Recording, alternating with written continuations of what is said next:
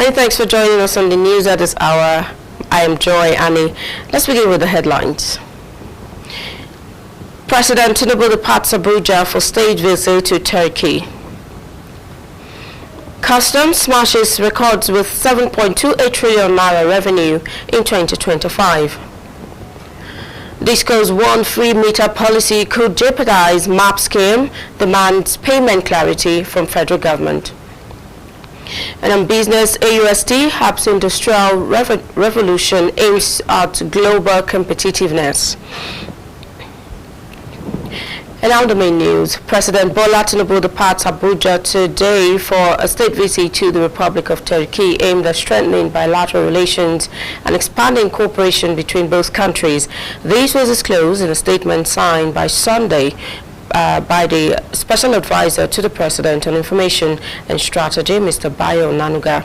According to the statement, the visit will focus on deepening collaboration in key sectors, including security, education, social development, innovation, and aviation, while also advancing political and diplomatic engagement in finance, communication, trade, and investment. Members of the President's entourage include the Minister of Foreign Affairs, Yusuf Tugar, Attorney General of the Federation, and Minister of Justice, Latif Fagbemi, Minister of Defense, General Christopher Musa, retired, and Chairman, House Committee on Defense, Jimmy Benson, among other senior government officials. The agenda of the visit features high-level meeting between officials of both countries and the signing of several memorandum of understanding in areas such as scientific research, energy, technical cooperation, media and communication, military cooperation, and protocol. A business forum will also be held to bring together investors from Nigeria and Turkey to explore mutual investment opportunities. The visit reciprocates the state visit of Turkish President Recep Tayyip Erdogan to Nigeria in October 2021. President Tinubu is expected to return to the country at the conclusion of the visit. And now the Igbo community in the Federal Capital Territory has promised to support candidates who have clear plans and benefits for the Igbo people in the forthcoming FCT Area Council election. The FCT chairman of the Igbo Traditional Council, Ndieze, Dr. Ezudo Uche Egenti, disclosed this at the first ever Igbo Political Summit organized by the Gwagwalada Igbo Political Forum over the weekend in Gwagwalada. Correspondent Abdullahi Mukhtar tells the story. The Igbo Political Summit in Gwagwalada with the theme Political Orientation and Awareness of Indi-Igbo in Gwagwalada Area Council was organized by the Gwagwalada Igbo Political Forum. It is the first of its kind and was attended by sons and daughters of Indi-Igbo from across the Federal Capital Territory. Dr. Ezedu Uche Eganti, the FCT chairman of the Igbo Traditional Council, Ndieze, commended the convener for his foresight. He stated that with over 60% voting strength of Igbos in the FCT, any candidate seeking their support must first present clear programs and benefit for the Igbo community ahead of the coming elections. My child will ask me a question tomorrow when they were negotiating, what did I negotiate on their behalf?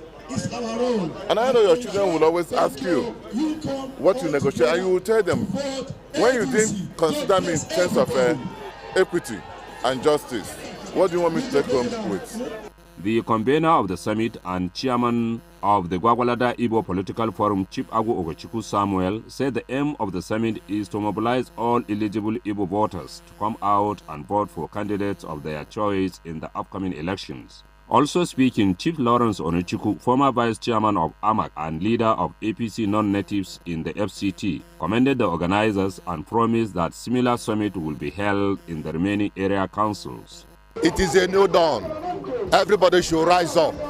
That we are ready now to kill behind the politicians of FCT, because we want to be part of the political arrangement in FCT, especially in Gwagwalada Area Council. Every year we will have Igbo Political Summit, and I can tell you for free, I have told my people that we are going to organize the same summit in Abaji, in Kwali, in Kuje, in Amak, and Buhari Area Council. Most political party candidates attended the summit, including Comrade Kasumu Mohammed Ikwa of the PDP and Alhaji Usman Yahaya of the APC, who were accompanied by large entourage. Other present included the APC State Chairman Alhaji Abdul Malik Usman and the PDP Gwagwalada Chairman Abdullahi Yunusa. Former FCT Federal Commissioner of the Public Complaint Commission, Comrade Ezekiel Alhatu, was among the guest lecturers. When you give me that power, judge me, assess me, based on what I have promised to do in all sectors. My journey, the core of my journey, the center of my journey, the brains of my journey are the Igbos. We should know the real meaning of what politics is. Politics is not about you looking for position for your own self-aggrandizement.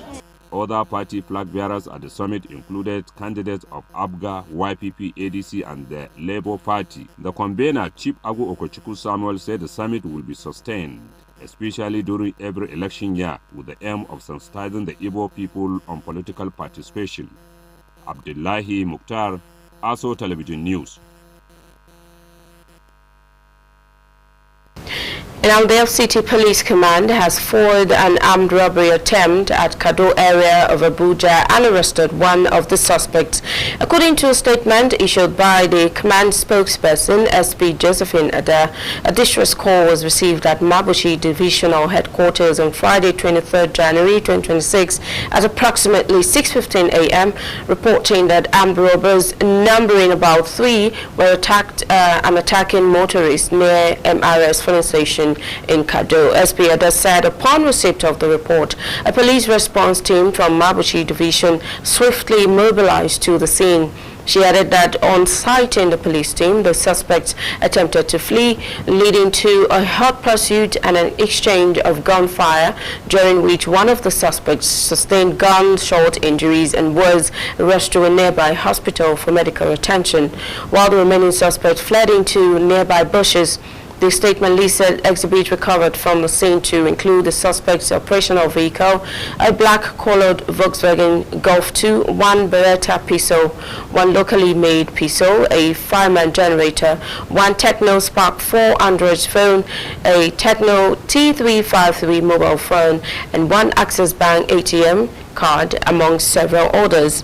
The police spokesperson noted that efforts are currently ongoing to apprehend the other fleeing suspects and convey the assurances of the Commissioner of Police in the FCT, CP Mila Dentawari, to residents of the nation's capital that the command is committed to safeguarding lives and property.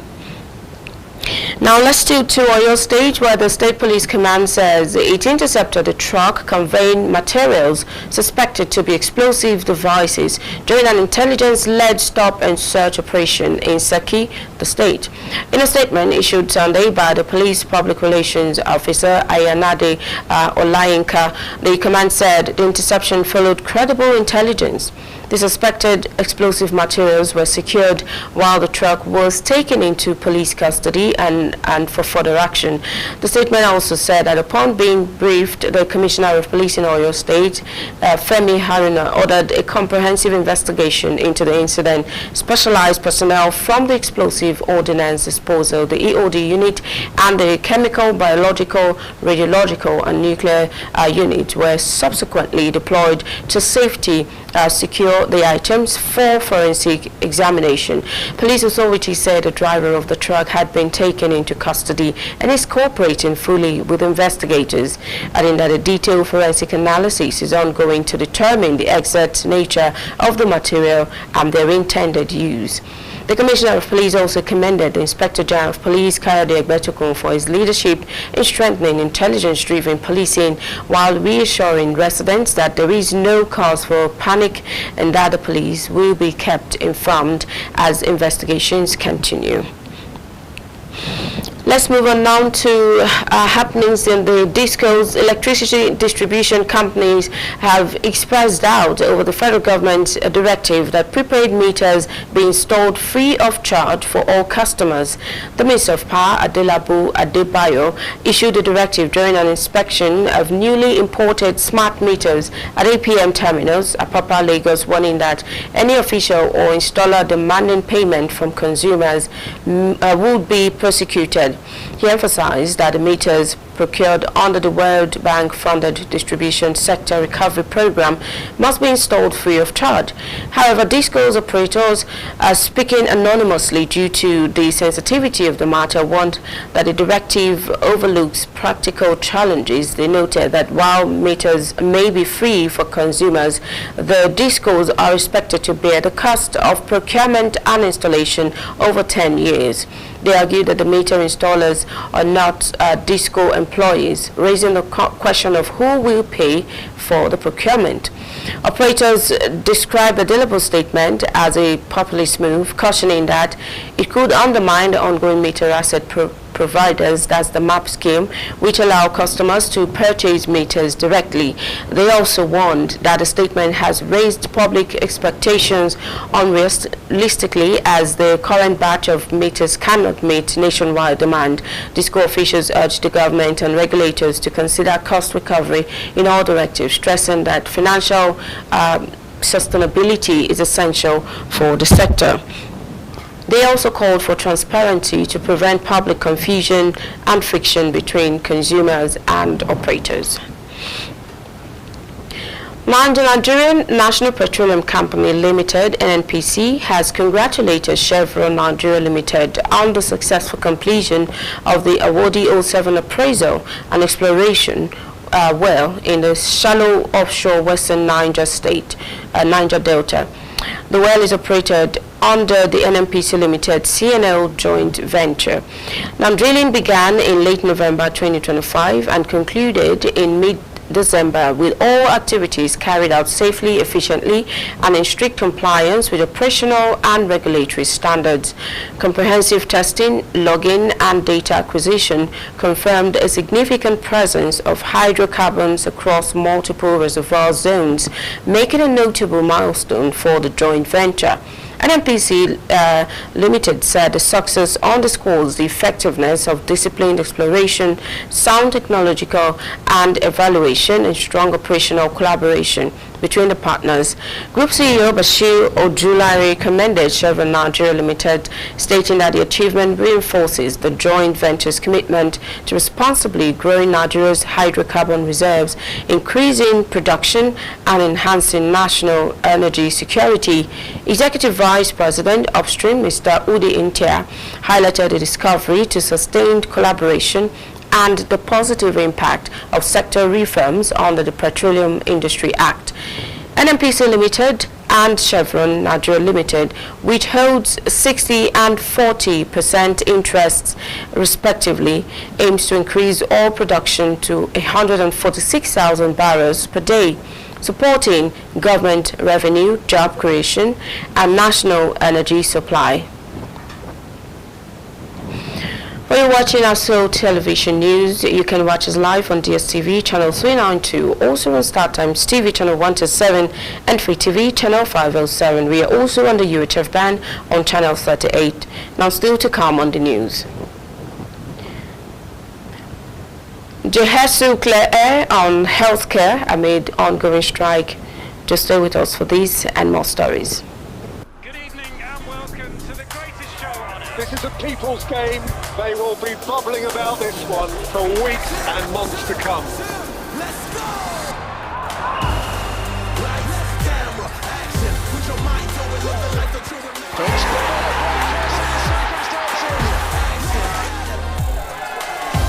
Stay connected. Stay with us, starting from Yanga and Jolly.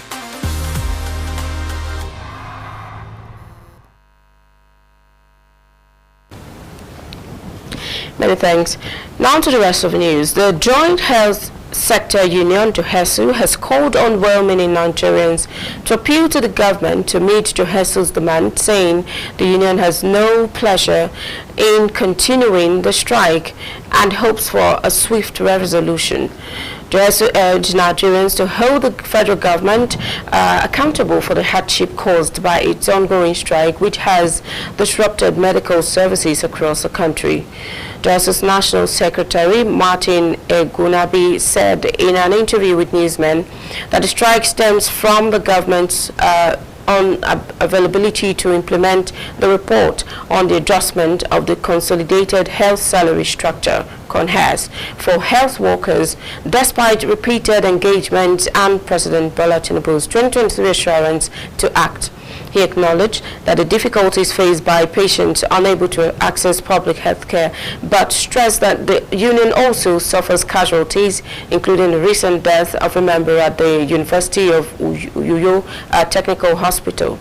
Joheso had in November 2025 announced an indefinite strike action, which he said would continue until the implementation of the adjusted consolidated health salary structure was implemented. Now, speaking at a press conference in Abuja, the national chairman of the Medical and Health Workers Union, Kabiru Minin Jibri, had said the planned strike was expected to disrupt medical services and academic activities across the country. Former members of the National Assembly under the umbrella's National Forum of Former Legislators have passed a vote of confidence in the President Tinubu's administration and endorsed him as their sole candidate for the 2027 general election. These and other resolutions are contained in the communique issued at the end of the Forum's 2026 National Summit on the theme National Unity and Nation Building Beyond 2031, held last weekend in Abuja. National Assembly correspondent Rosemary Kokotega was there and brings us details. The forum also in the released communique advocated that rotational presidency between the northern and southern parts of the country be embedded in the constitution to sustain national unity beyond 2031. This approach, according to the forum, would eliminate doubts, build enduring trust between the north and the south, and provide clarity for future generations. Convener of the summit, former Speaker of the House of Representatives, who is now Chief of Staff to President Tinubu, Mr. Femi Gbajabiamila, highlighted the feats Nigeria already attained under the current leadership and maintained there is need for continuity. Other former speakers, Patricia Ete and Mr. Yakubu Dogara, also spoke separately in alignment. President Tinubu's government has advanced numerous initiatives built on the foundation of national unity. Through programs that span the entire country, economic reforms that include all Nigerians, and coordinated security efforts, the administration works to strengthen bonds among citizens regardless of region. This approach reflects the renewed hope agenda's core emphasis on unity, shared responsibility, and progress that benefits everyone. And when we held this same summit in Abeokuta, I don't think I need to hide my feelings, because we believe in continuity. And I didn't hide it, I said it, and I pleaded that they should give us opportunity to finish our term. And I assure them that when is the turn of the Northerners, we do not need to start arguing with them. We will support them wholeheartedly. So he said, as far as they are concerned, their 2027 election, especially presidential election, is already decided. That the president can go to bed. National coordinator of the forum, Mr. Raphael Igbokwe, former Senate President and Chairman of the forum's 2026 summit, Ken Nnamani, as well as the current Deputy President of the Senate, Jibrin Barau, further explained the task before the former lawmakers towards achieving the mandate of ensuring President Tinubu's re-election bid. We are gathered here as former legislators who will go back and educate the voters, because we don't expect all voters to come and sit here. Democracy thrives not only on elections and institutions, but on shared values, collective memory, and responsible leadership across generations. Former legislators have a critical role to play in nurturing these values by mentoring younger lawmakers, promoting legislative professionalism, and defending democratic principles at all times. Going by the stance of the forum, Nigeria's presidency should rotate to the north in 2031 after completion of the current southern presidency under President Bola Ahmed Tinubu. Rosemary Kokotega, Aso Television News.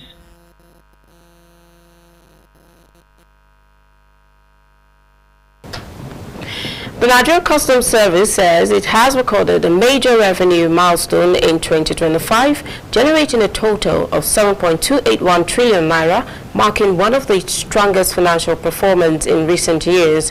The Comptroller General of Customs, Bashir Adeni, disclosed this Monday in Abuja while delivering an address at the 2026 World Customs Day celebration, where he highlighted the impact of reforms, technology deployment, and enhanced stakeholder engagement on the agency's performance.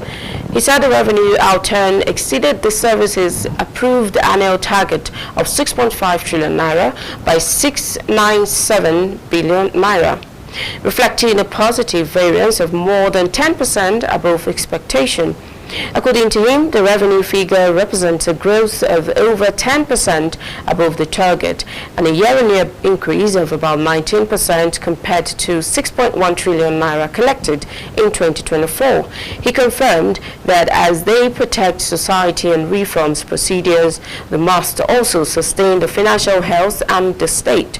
He said he's pleased to report that in 2025, the Nigeria Customs Service collected a total of 7.281 trillion naira, exceeding the target of 6.584 trillion naira, with a positive variance of 697 billion naira, representing a growth of over 10% against the target. The Custom Board explained that service recorded a significant improvement over the previous years, attributing the surge to structural and operational challenges rather than aggressive enforcement. Compared to 2024 collections, total revenue rose from 6.1 trillion to 7.28 trillion, an increase of approximately 1.18 trillion naira, or about 19% year-on-year. Now still on business, African University of Science and Technology, AUST, has emphasized the need for competitiveness and advocate an adequate collaboration in order to meet up with global practice for industrialization. President, African University of Science and Technology, Professor Azikiwe Peter Onwalu, in Abuja during the fourth matriculation of its student, highlighted significant impact of the various skills development opportunities and collaboration with relevant stakeholders. Correspondent Ili Emede tells us more.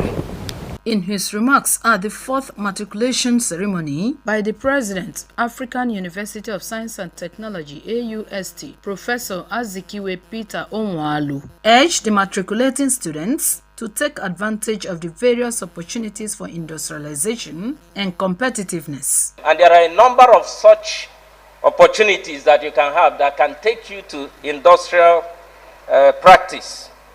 And you can do this through AUST Inspire, the university-based innovation hub. Speaking in an interview with newsmen, the AUST president emphasized efforts of the institute, particularly in ensuring a more secured environment and partnership. And then, of course, we have a surveillance unit that monitors every student to ensure that we don't have such activities on campus. We also want to be sure that the students are ready for industry. And that's why we have a university-based innovation hub where they can practice industrial practice, they can grow businesses, they can incubate business ideas.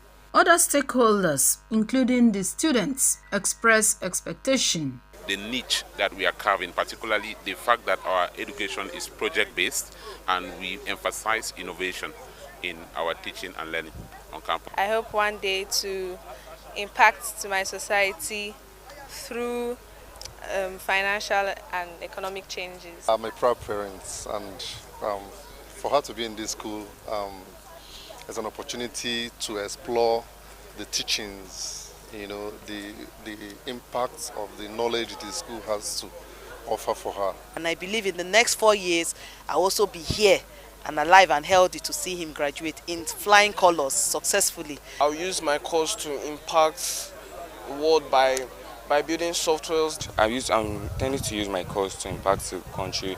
You can see in Abuja there are already buildings going on. So if I'm able to become a civil engineer, I'll be able to improve in the buildings, environments, the bridges and all of this stuff. They assure that technology innovation is a factor for an industrialized economy. Le Emeje, Aso Television News. Now, ahead of President Bola Ahmed Tinubu's state visit to Turkey, the Minister of Foreign Affairs, Ambassador Yusuf Metamatugal, paid an official visit to Ankara, where he held high-level meetings with his Turkish counterpart, Hakan Fidan, aimed at deepening bilateral cooperation between the two countries. According to a statement by his SA Media and Communication, Abdul Kazim Abdul Kadir, the meeting focuses on strengthening political, economic, and security and multilateral cooperation. Minister Fidan commended Nigeria's constructive role in promoting regional stability, peace, and prosperity in West Africa, noting Nigeria's leadership within regional and continental framework. The minister placed strong emphasis on expanding bilateral trade and increasing mutual investment, particularly in sectors of interest to Turkish companies, including construction, manufacturing, energy, and infrastructure. Both ministers acknowledged the steady growth in economic relations and underlined the need to unlock further potential through structured public-private engagement. On security cooperation, the two sides highlighted opportunities to deepen cooperation in military affairs and the defense industry. The visit reflects the growing strategic character of Nigeria-Turkey relations, anchored in shared position on sovereignty, institutional cooperation, and pragmatic partnership, with both sides expressing confidence in the prospect for deeper engagement in the period ahead. But as the news, but before we go look at one of our major stories, we told you that President Bola Ahmed Tinubu's Turkey high-level visit will boost collaboration across security, education, innovation, and trade. Thank you for watching. I am Joy Annie.